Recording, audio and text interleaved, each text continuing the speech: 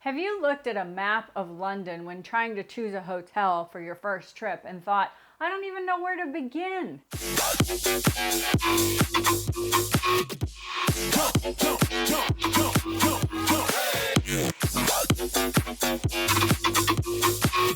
I get a lot of viewer and reader questions on social media about exactly how to choose a hotel in London. I'm going to talk to you about the differences in hotels in the US and London and what you need to know before you leave the US about hotels in the UK in general.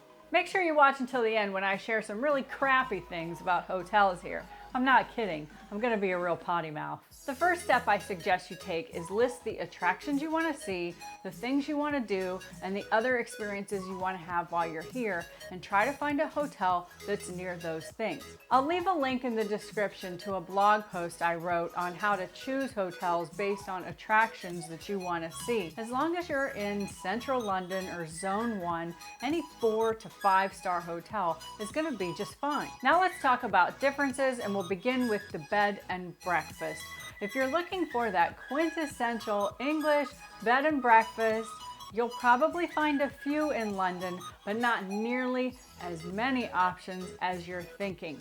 If you want that experience, I suggest you go out into the English countryside. Now, when you're trying to choose one, be sure to look at the pictures and read all of the reviews. You will find at a bed and breakfast location in general that the food is outstanding. For example, the best bed and breakfast location that Mr. Sunny and I stayed in was at Guest in the City in Brighton. They were also featured on the show 4 in a Bed. I'll leave a link to that bed and breakfast location in the description. Another difference when you're choosing a hotel is knowing that in the UK, bed sizes are not the same.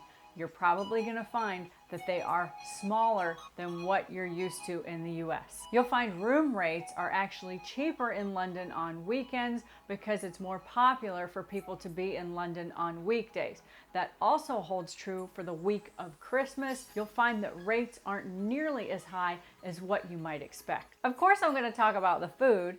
You'll find that restaurants and hotels in London have exceptionally good food. In fact, that's where most of the themed afternoon teas happen. It's a very competitive phenomenon here. The hotels are all trying to compete for that best afternoon tea experience. Okay, it's not different for hotels in the UK to have pools and spas, but what is different is their location. You're not going to find a pool here on a rooftop or outside like you would in Florida or Vegas or California. The hotels do have pools, but they're very small and they are indoors. Now the spas can be absolutely amazing. If you're traveling on business or you're just want to do something really luxurious at your hotel, check out the spa.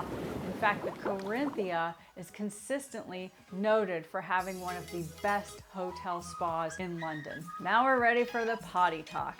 I was really confused when I was booking hotels for London before I lived here because I couldn't figure out what they meant by the terms they used for the bathroom. Ensuite. An ensuite bathroom is in the room and it's only available to that room's occupants. An ensuite room is a room that has a toilet and comes with a shower and or bath. A private bathroom is outside the room but is for exclusive use of the guests in that room. A shared bathroom is outside the room and is shared with the host family or other guests. Got it? If not, I put it all on my blog. There's a few more things you need to know about the bathroom differences, or as they call it here, the loo or toilet, before you plan your trip. But don't forget to subscribe to the Sunny News so you don't miss any future updates about travel tips and fun things to do in London. And of course, pin, like, or share this video if you found it valuable. Now back to the bathroom. Aside from a plug for an electric shaver, it's likely you won't find any other electrical outlets in the bathroom. So this means if you plan on straightening your hair or blowing it out, you're going to be doing that in the actual room and not the bathroom. Your bathroom might also have a bidet. I'm not sure if I got that accent right, so if you're English or French and you know how to say that word correctly, please leave the pronunciation in the comments. Other things that are different in the bathrooms are you could find a half glass shower door. You might find it's popular in bed and breakfast hotels, especially outside of London, to just have a bathtub and not a shower in the bathroom. If you can think of additional differences or have advice for people choosing a hotel in London, England, or the rest of the UK, please leave that information in the comments below. If you have questions about London hotels, please ask them of the Sunny in London YouTube community. And as always, thank you for watching.